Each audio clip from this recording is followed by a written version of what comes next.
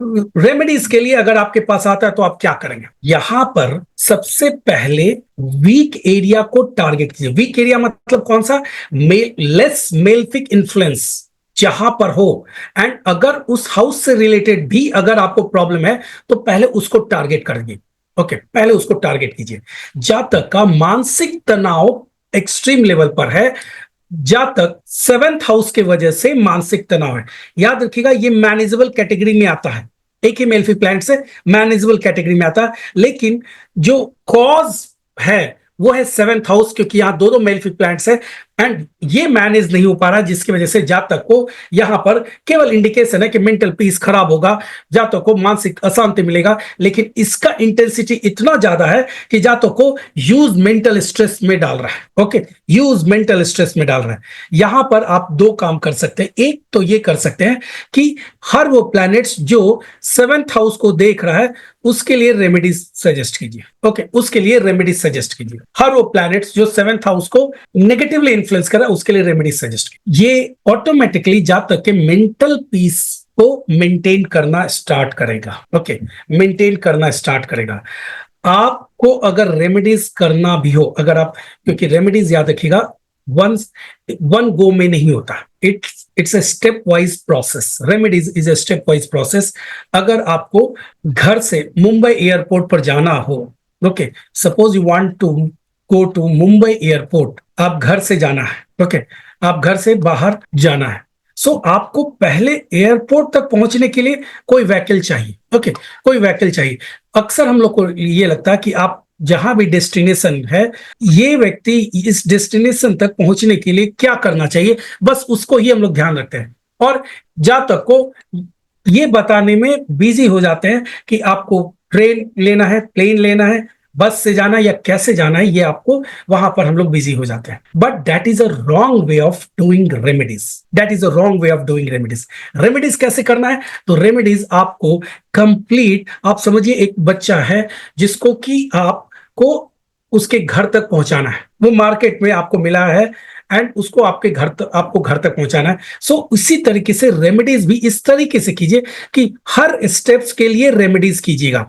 Okay, हर steps के लिए remedies कीजिएगा, तभी आपका रेमेडीज इफेक्टिव दिखेगा। अगर आप लोग केवल एक सिंगल कार से जाना है, बस से जाना है, प्लेन से जाना है, सिर्फ इसके लिए प्लेन का टिकट कटा के दे दीजिए कि वो कैसे जातक को प्लेन का टिकट मिलेगा। मालूम चला कि उस दिन किसी तरीके का स्ट्राइक है एंड कोई भी ऐसा व्हीकल नहीं है जिससे कि जातक एयरपोर्ट पर पहुंच रहा है एंड जातक के पास फ्लाइट का टिकट होने के बावजूद भी वो अपनी डेस्टिनेशन तक नहीं जा पा रहा है। ओके, आपको कंप्लीट पैकेज देना है, कंप्लीट पैकेज। रेमेडीज कभी भी सिंगल हैंडेडली नहीं होना चाहिए, कंप्लीट पैकेज होना चाहिए। ओके, मल्टीपल लेयर्स ऐड कीजिए रेमेडीज में।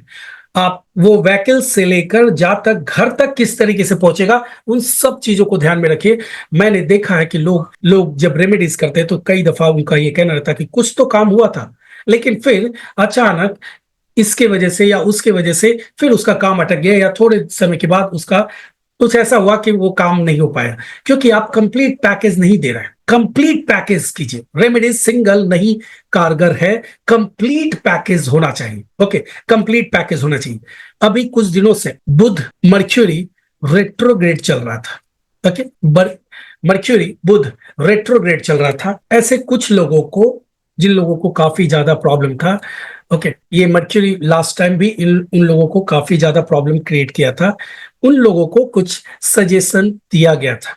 ओके, सजेशन दिया गया था। अब तो कल मर्क्यूरी डायरेक्ट हो जा रहा है, सो अभी उनको सजेस्ट किया गया था कि आपको क्या क्या करना है।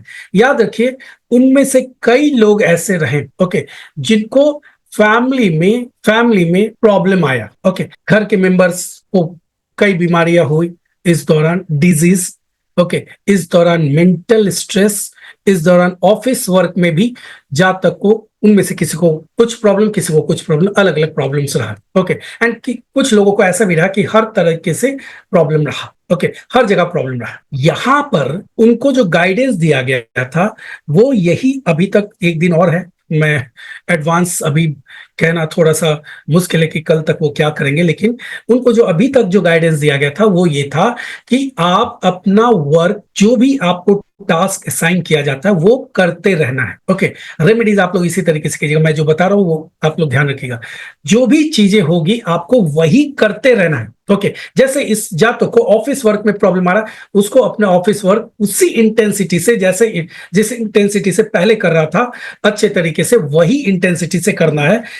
जातक को घर में अगर डिजीज है, बजाय इसके कि वो पैनिक में आए, घबराहट में आए एंड कुछ मेजर डिसीजन ले, एक जातक को उसके संतान को कुछ बीमारी हुआ एंड वो बीमारी की वजह से वो अपने बच्चे को स्कूल नहीं भेज पा रहा था। उसका फाइनल ईयर का एग्जाम था एंड वो स्कूल नहीं भेज पा रहा था। जातक को कहा गया कि आप ऑल मेडिकल जो भी स्टेप्स होता है वो आप लीजिए, लेकिन स्कूल भेजना है, फाइनल एग्जाम में आपको जाने देना है। फाइनल एग्जाम में जातक हर वो स्टेप्स करता है, क्लास में जाके, स्कूल में जाके बात करके आता है एंड जो उसका एग्जाम का पेपर था वो 1 से 2 घंटे का पेपर था। वो बच्चा उस एग्जाम में अपेयर भी होता है और पूरा पेपर लिखकर भी वापस चला आता है। उस दौरान उसको कोई ट्रबल नहीं होता है। ये मेरा बताने का मकसद था कि बुध के वजह से आप पैनिक में आएंगे एंड पैनिक में आकर आप कोई रॉन्ग स्टेप्स लेंगे जिसके वजह से लेटर ऑन आप प्रॉब्लम में रहेंगे। इसी तरीके से हर प्लैनेट्स यही काम करता है, आपको केवल एक कंडीशन देता है, लेकिन आप उस कंडीशन में कैरिड अवे हो जाएंगे, आपके जीवन में प्रॉब्लम। अगर आप कैरिड अवे नहीं हुए तब आप बचे। ओके, जैसे मंगल यहां पर 7th हाउस में एग्रेशन दिखाएगा।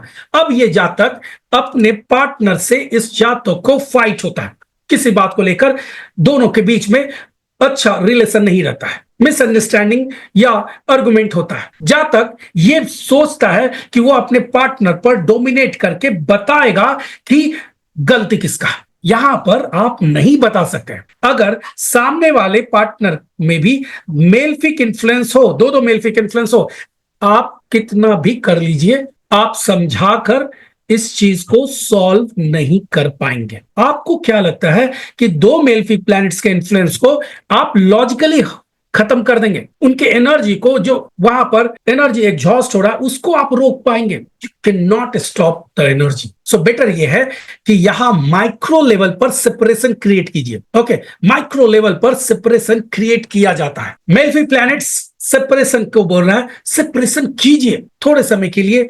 जब भी आर्गुमेंट ज्यादा होने लगे, थोड़े समय के लिए, 1 घंटे 2 घंटे के लिए थोड़ा घर से बाहर जाइए। ओके, फिर 1-2 घंटे बाद जब आपको लगे कि आप थोड़ा सा बैलेंस हो गए, वापस आ जाइए। ओके, आप एक ही जगह बैठकर या एक दूसरे से थोड़ा उस समय के लिए बात करना थोड़े समय के लिए बंद कीजिए। आप एनर्जी के साथ प्ले करना सीखे, एनर्जी को डोमिनेट करना ना सीखिए।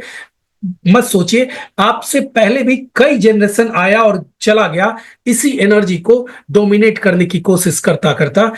हम लोग भी इसी तरीके से चले जाएंगे। लेकिन अगर आप समझदारी से काम लें तो जिस तरीके से एनर्जी फ्लो कर रहा है, आप उसके ईगो को सेटिस्फाई कर दीजिए। ओके, लेकिन अपने तरीके से माइक्रो लेवल पर उन सब चीजों को क्रिएट करके। ओके, फिर प्रॉब्लम नहीं है। प्रॉब्लम तभी है जब आप ओवर रिएक्ट करेंगे, जब आप ईगो में आकर लगेगा कि आप कंट्रोल कर रहे हैं, आपसे कुछ नहीं कंट्रोल हो सकता है। सो आप don't try to dominate anything, आप सिर्फ उस एनर्जी से प्ले करना, खेलना सीखें। ओके, एनर्जी को कैसे आपको यूटिलाइज करना, वो आपको काम करना है, ना कि एनर्जी को रोकना है। मंगल इफेक्टिव है, मंगल को रोक देंगे, कैसे रोकेंगे? ओके, इतना पावरफुल प्लैनेट्स, उसके एनर्जी को आप रोक देंगे? संभव ही नहीं। ओके, आज तक हम लोग यही सोचकर काम करते आ रहे हैं।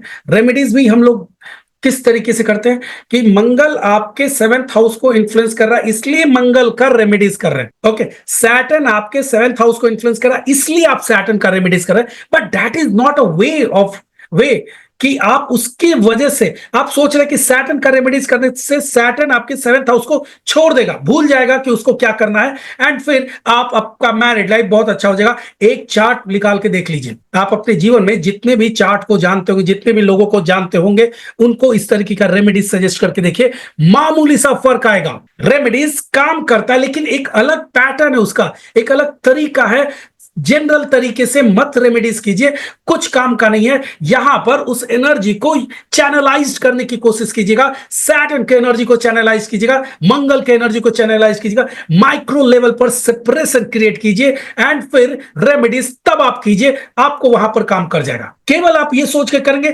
सैटर्न को डोमिनेट करेंगे। आप जैसे ही रेमेडीज इसलिए करते हैं क्योंकि सैटर्न को आपको डोमिनेट करना, मंगल को डोमिनेट करना, मतलब आपका ईगो और 4 गुना बढ़ा। आप अपने ईगो को 4 गुना और बढ़ा रहे हैं। संभव है क्या ये 4 गुना और ईगो बढ़ाकर आप चीजों को बदल देंगे? ओके, चीजों को बदल देंगे, होगा ही नहीं। ठीक है, सबमिसिव होइए। ओके, आप कई जीवन इसी ईगो की वजह से जी रहे हैं। ओके, प्लैनेट्स यही तो सिखा रहा है आपको, यू आर नथिंग। ओके, आप इस यूनिवर्स में कुछ भी नहीं है, यही बताने की कोशिश किया जा रहा है। ओके, जो कंट्रोल चल रहा है, जो प्लैनेटरी पोजीशन आपके जीवन में कुछ भी अप्स एंड डाउन्स ला दे रहा है, सबका मकसद यही है। सो इंस्टेड फाइटिंग, थोड़ा सबमिसिव हो जाइए उनके तरफ। बहुत सारा जो स्ट्रगल है वो कम हो जाएगा एंड ओवर रिएक्ट मत कीजिएगा। ओके, मैं रेमेडीज के मामले में अगर आपको कहूं तो over react is the main cause of all your suffering. Okay, all your suffering सिर्फ और सिर्फ ओवर रिएक्ट करने की वजह से है। आप रेमेडीज ना करना चाहे मत कीजिए, सिर्फ ओवर रिएक्ट करने से बचिए। ओवर रिएक्ट कैसे बचेंगे? तो आपको एस्ट्रोलॉजी का बहुत अच्छा नॉलेज होना चाहिए, ट्रैक थ्योरम का। याद रखिएगा, एस्ट्रोलॉजी में ट्रैक थ्योरम का बहुत अच्छा नॉलेज होना चाहिए, जिससे कि आप पॉजिटिव फैक्टर पता कर सके कि अगर ये प्रॉब्लम हो रहा तो क्यों हो रहा, क्या गोचर में चेंजेस हुआ, क्या दशा अंतरदशा में चेंजेस हुआ जिसकी वजह से आपको ये प्रॉब्लम हो रहा है। एंड केवल उस समय टाइम पीरियड तक ओवर रिएक्ट करने से बचिए, चीजें कंट्रोल में आ जाएगा। ओके, बहुत सारी चीज आपके कंट्रोल में आएगा।